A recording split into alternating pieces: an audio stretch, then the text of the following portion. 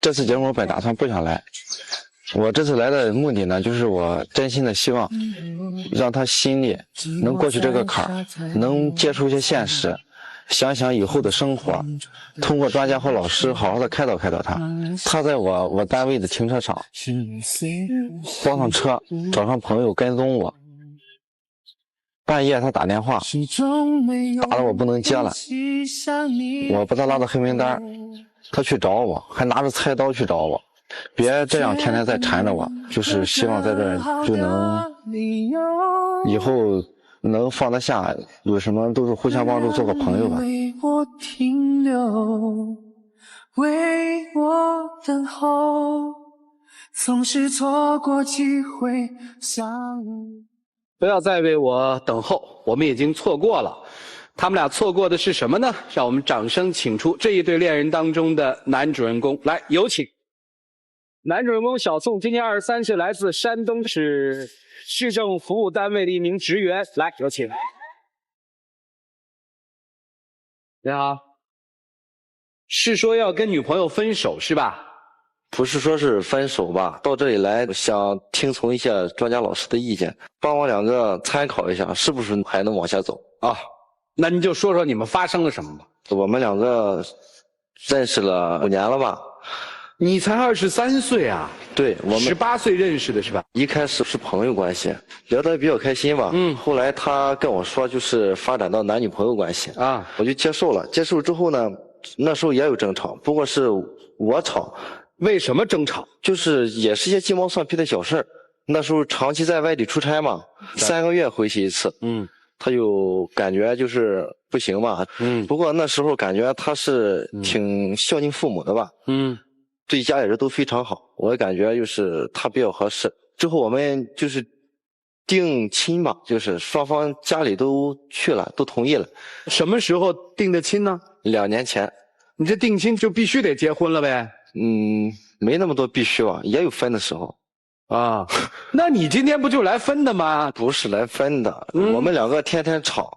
定亲以后为什么吵？弄了一个服装店嘛，和他去进货，让我陪他一块儿去。我出差去不了了，他说不可，你说的去了，为什么你又不去了？就是他不太会变通。对。他跟你父母的关系怎么样呢？一开始是很好的嘛，到后来就是不断的争吵，我都不知道他为什么能和我母亲吵。你现在对你们俩这段感情持什么态度啊？是想分开呢，还是继续在一起呢？我是想分开，都能互相正常的生活。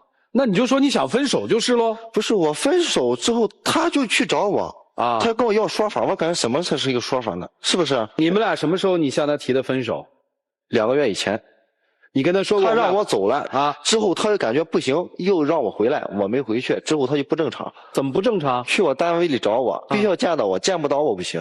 半夜12点了吧，拿着菜刀问我怎么办，要我给他一个说法。我说什么是说法？那是分手前还是分手后？分手后。分手后，对，拿着菜刀，对，分了多少次呢？1次，只有1次。对 ，OK， 好，那接下来我们就把这个小吕请出来，听听小吕为什么会这样。来，掌声有请小吕。小吕25岁，来自山东，是一位服装店的老板。来，有请。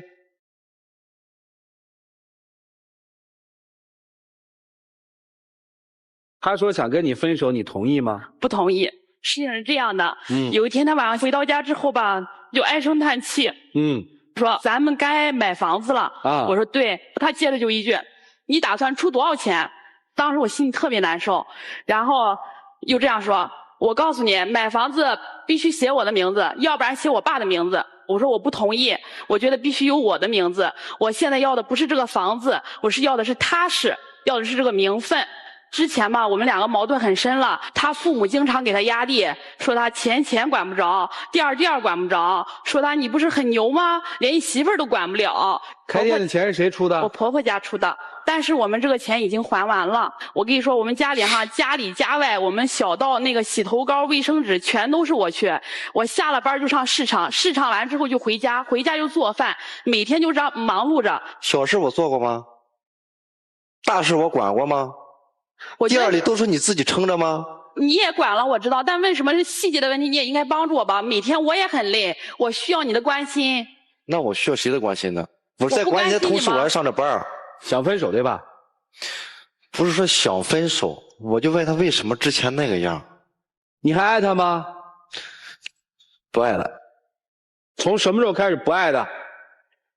我感觉从我内心，我两个始终没有过爱过。没有爱，为什么要跟人订婚？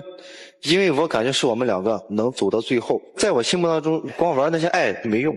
什么叫没用？不是正常的生活。你听到在他的嘴里说不再爱你的时候很难受，是吧？对。如果现实生活的选择就是他一定跟你分开了，你会怎么做？我不理解。我感觉现在吧和之前不一样。那个时候吧，我们也分分合合，但那个时候说分手的时候，我很坚强，我一定过得很好。现在为什么走不出来呢？因为我感觉我付出太多了。他现在提出分手，你不能接受，对不对？接受不了。在什么情况下可以接受呢？无法接受。明白了，来，一起进入丘比特问卷。你为什么要那么坚定不移的要跟他分手啊？因为他那些做法让我无法接受，触及到我最低的底线了。我哪些做法？分手以后的做法。分手的时候他说改，我说我看你改的什么样。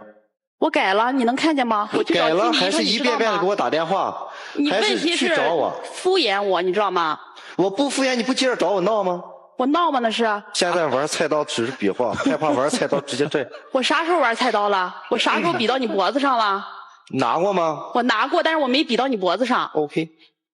我偏激啊，就你今天那几个问题的回答，就那几个说法，我是一个男人，我也跑，我吓得已经吓半死了。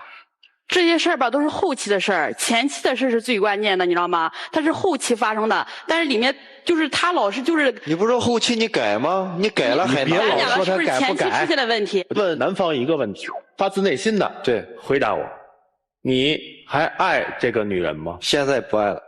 认真的哈。对。好，女孩，恋爱也好，婚姻也好，不是所有人都能遇到一个对的人。如果万一，或者说现在你就遇到了一个不合适你的人，我给你个建议，放手，给各自一个逃生的机会。每个人都会面临一个升级，就好比我们考试，你遇到了一个不会做的题，你使劲钻牛角尖儿，这样你会耽误所有的考试的时间。况且现在你的年龄比他大2岁了，在这儿耗时间，他耗得起，你不耗得起。我给你的建议是什么？跳过这道题，做下一道。哎，我觉得挺奇怪的哈。从前面好几个嘉宾，每当我一提问题一讲话，这个当事人都开始跟我争，开始跟我吵。专家说话的时候怎么都那么静悄悄在这听啊？我跟你说啊，你像他吧，就特喜欢涂老师。就嘉宾来的时候，他们是针对不同专家来的，所以你看专家说的时候，他们听。有的时候他看你特别亲切，只有见到亲人的时候才能说，哎，你怎么不偏袒我呢？你是亲友，你知道吗？哦，他们是老师，你是亲人，不一样。哎，不一样啊！来，老师接着说啊。我们说，因为不了解而结合，因为了解而分手。很多恋人之间存在一个最大的问题，都是相爱容易相守难。其实像你这样的女性，我们曾经碰见过，爱得很固执，很较真儿，同时也爱得很悲观。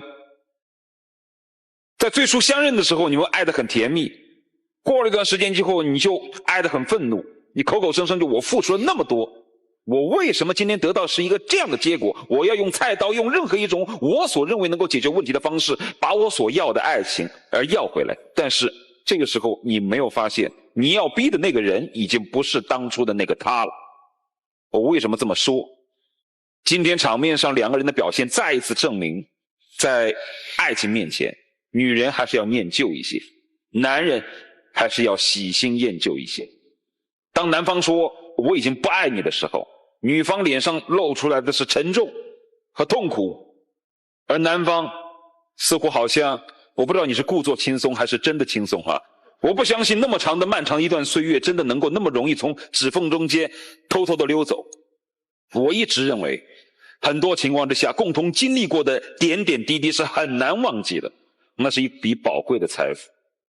而且我也试图揣摩男方的一个想法，他内心很烦，他就吵，天天要找着我吵，不吵不行。对，但是你没有很好的去积极沟通，去用一种好的方式来缓解彼此之间的剑拔弩张，再加上你头脑里面本来就是一个没有主的人，两人之间本来不是很了解，就订婚就马上住在一块儿，又没有一定的生活经验，再加上婆婆啊就在挑拨离间，结果两人之间矛盾就越来越多。我曾经有过一段时间有你同样的苦恼。其实女人为什么爱得很固执很较真，是因为她特别在乎你。这使我想起过把瘾当中的杜梅，杜梅也是用菜刀逼着方言，你不能离开我。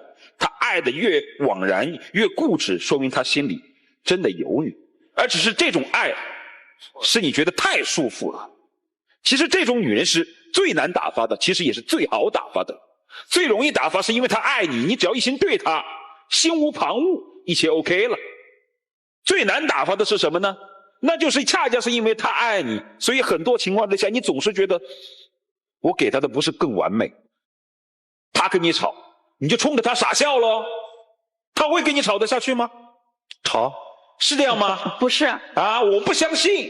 有时候吧，我很容易满足。我不相信你在他面前，他跟你吵得天翻地覆的时候，你在那卖萌呢，你在那装可爱呢，他还会跟你吵，他有病啊！但是你有没有考虑到另外一个问题？今年你至少32，经历了很多。这位小朋友今年只有23，所以我不是要求他，我是告诉他，知道吧？这种方式，我是过来人，我曾经也有你那种不耐烦的年龄，因为我们不了解女人。你知道我老婆跟我开过一个最好搞笑的玩笑，知道吧？给我打一电话。然后当时我在上节目，我上节目就打成震动呗，是吧？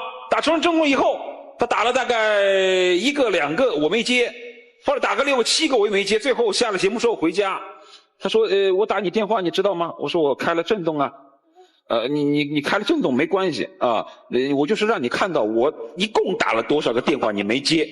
这女人的意思好像就是说，这个一个又一个的电话，一个又一个的短信，它累积起来的是一种爱。他其实要的很简单，但我一打电话他就烦。每当他下班要回家，我就问他你回家吃饭吗？然后一给他打电话他就烦。总而言之，我最后再落脚说一句话吧，有的时候啊，我们不能够在和自己的伴侣发生矛盾的时候，我们总就去想他怎么这么不好呢？别人家的女人怎么就不这样呢？人家的女人怎么就通情达理呢？每个人都有自己的缺点，你碰上了你就要去解决它。实在要是没有办法了，两人过不下去了，索性分手。但是千万不要去仇恨对方，特别是在对方已经非常痛苦的情况下，当着对方的面说我早就不爱你。我认为这对于你们当初的邂逅是一种嘲弄。我想问一下小吕，如果一个男人已经不尊重你，你会还要跟他在一起吗？我感觉我付出这么多年吧，我冲他有感情，他对我吧应该也是有感情的，所以我不想放弃。我是想问你，一个男人已经不尊重你了，你还要跟他在一起吗？就像你在商场卖衣服一样，假设你来一个顾客，你跟他讲，你说，哎，这个衣服真的很合适你，这个衣服真的很不错，你买下吧。然后他在你那儿试了一件又一件，试了一件又一件，最后他转身走掉了，一件衣服也没有买，你会有什么感觉？枉我那么对你了，我对你那么热心，我一件一件帮你的挑，一件一件帮你试，你居然不买一件衣服，你怎么这样走掉了？生活本来就是这样的，有时候我觉得真的爱情很残酷。你说我执着对一个男人，我执着对他好，但是你要看值不值当。现在他在这里已经完全不尊重你，而且已经在鄙视你，你为什么还一定要死死拽着他呢？你想要的是什么？你想要的是这个男人，还是要跟一个男人过一个幸福的生活？你先把这个区分开来。我不是为他去讲话，我只是觉得你跟他在一起你不值。初恋呐，再是初恋，该分手时还是要分手。是说实话是这样说，要是你的初恋，你那么容易放下？我还是放下了呀。啊，你放下了？不是放下了，那必须得放下呀。你放了多久才放下？你问问涂老师用了多久？涂老师放下。你放了多久？哎，你放了多久放下了？我不告诉你，初恋不初恋没有关系，每个人都有无数的第一次。其实你在第一次遇到这个男人，也许你觉得自己很不幸，但是也许这个男人的出现也是你的万幸。小吕啊，我们彼此吸引的时候觉得什么都好，我们彼此在生活里磨合的时候就会出问题了。那你就碰到了一个小男生啊，到现在为止，其实我觉得他还是个男生，我觉得是他没有想清楚。分不分的我们先不说，下面我要接近，如果你们成，应该算你未来的公公；如果你们不成，就是你前男友的父亲宋先生的电话。喂，宋先生你好。哎，你好。是，这不是父亲吧？我母亲。这是母亲吧？啊，您好，您是小宋的母亲是吧？啊，对对对。您对小吕有什么看法吗？我对这个媳妇儿好处也有，坏处呢就是她这个脾气啊太不好啊，3天一小吵，5天一大吵。我这个家庭是文明家庭，我这个大家庭来说就没有过这户黑子，没有过这户脾气。没结婚就这样的，结了婚我还能害怕他这黑，我还能害怕担心。谢谢您啊，再见。啊，谢谢。来听听你小姨儿的电话。喂，你好。啊，你好。请问是小吕的小姨儿吗？啊，对对。他跟小宋现在要分手这事儿您知道吗？这个我知道。您的意见是什么意见呢？我看着吕静也是，反正挺执着对这个感情。啊。哎呀，我一看见吕静那个样呢，就感觉好像是应该去挽留这段感情。啊。小宋就是，大拿大主意，有些事情呢，他也有可能是年龄小，也做不好，导致现在这么个局面。如果这个小宋就是跟你们家这个小侄女分手的话，家人愿不愿意在侄女最困难的时候帮她一下？很愿意。撇开孩子的事儿不说，您作为他们的长辈，你在观察他们这段感情的时候，你觉得他们有问题吗？有问题。严重吗？挺严重。如果这不是您侄女是您闺女的话，碰到这么一个未来的姑爷，您是让他们分手呢，还是不分手？就分手。明白了，谢谢您。姨的身份的时候说的就是要挽留，妈的身份说的时候就是要分手。你干了什么了，小伙子？一脸无辜的，分手跟人说对不起，我错了，我不够成熟，我伤害了你，我也受了伤了，我不再爱你了，我们俩分开吧，坦诚的跟人说不就完了吗？你都跟人分手了，你还要管人家正常不正常？你干嘛呢你？哎，他要跟你分手，你会为他死吗？不会啊，不会。你会把他弄死吗？更不会。得了吗？那不就正常了吗？你会让我正常吗？这不是找事儿吗？你看，他一直在逃避我，遇到问题的时候总是逃避我。你舍得了他吗？我怎么觉得好像是你舍不得他一样？怎么说呢？你，哎，咱得真实面对自己，小伙子。在一起又嫌烦，说分开有点舍不得，然后就开始招人家。我说对了吧？对，说的对吗？对不对？对，什么？对吗？对，咱不是气啊。今天从场上的表现来看，这男方是没好好说过一句话，就没有好好的跟女方主动交流过但凡是有一次主动的交流，你没有，你哪里有交流呢？你就是2句话嘛，不爱嘛，要分手嘛，不后悔嘛，你就说了这几句嘛，你哪里跟他交流过呢？而赵老师问你的时候，你又有一点迟疑，犹豫不决。我告诉你啊，当一个人要拿起尖刀的时候，这个尖刀所面对的对象只有2种，一种是仇人，一种是爱人。爱之深责之切吗？你自己好好考虑吗？我给你画个责任啊，你们俩这个情感失败，你60%的责任，他40%，你同意吗？同意。为什么你60%呢？有些事我不爱说，我不爱去解决，只我点到为止，我不想再说很多。你要比武，那你要点到为止。这个我跟你说，我跟你讲个最简单的例子，就在这个舞台上，这边站一女人，这个女人供了一个男人研究生送到美国去读博士，这个女人落了一身病，这男人回来之后说我不再爱你了。你知道最后结果是什么吗？一个女人很有尊严的走了。后来我们在回访的时候，在北京住很小面积那个大概就3、5平的那么一个合租的那么一个房间里，她依然活得很坚强很顽强。而通过我们节目说有合适的我们可以去交往啊，重新开始。33岁了吧，34岁，一个女性，没什么的。有些臭男人是这样的，自以为自己了不起。他为什么会觉得自己了不起呢？因为你老是抓着他不放，你仔细回想一下，你们曾经的分手，曾经的争吵，是不是都是当你真的要放手的时候，又有人就来了，对吗？局面其实没有变。好了，一起进入今天的黄金60年。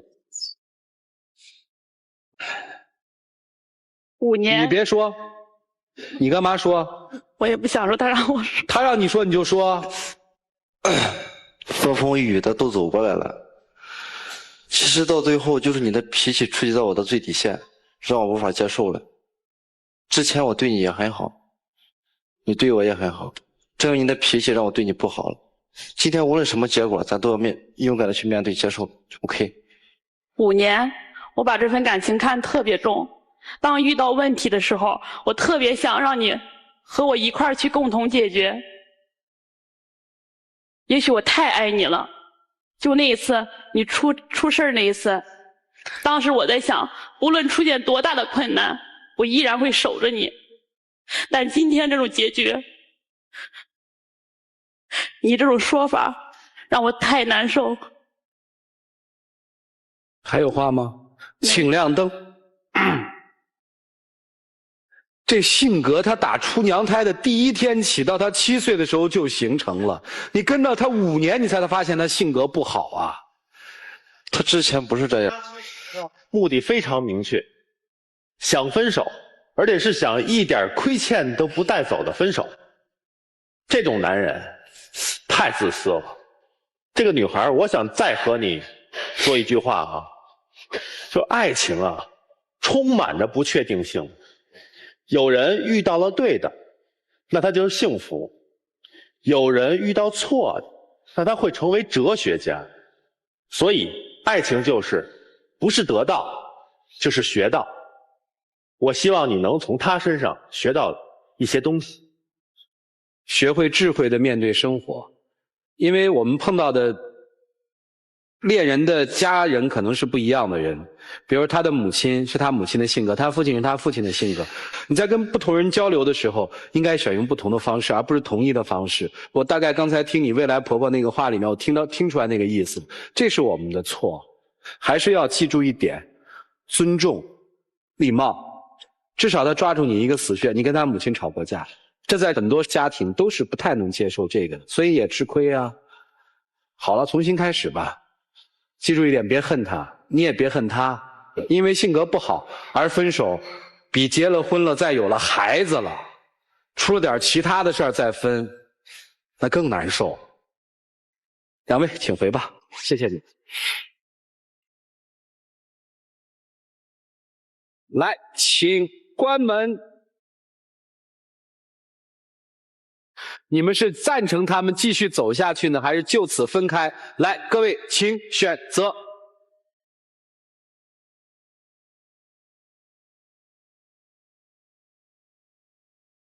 在这个现场有96.55%的观众朋友觉得他们俩不能在一起，他们自己的抉择又是什么呢？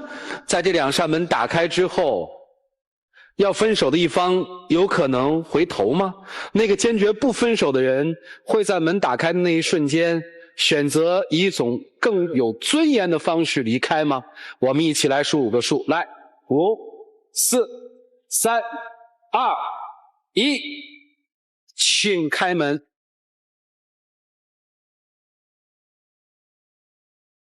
谁是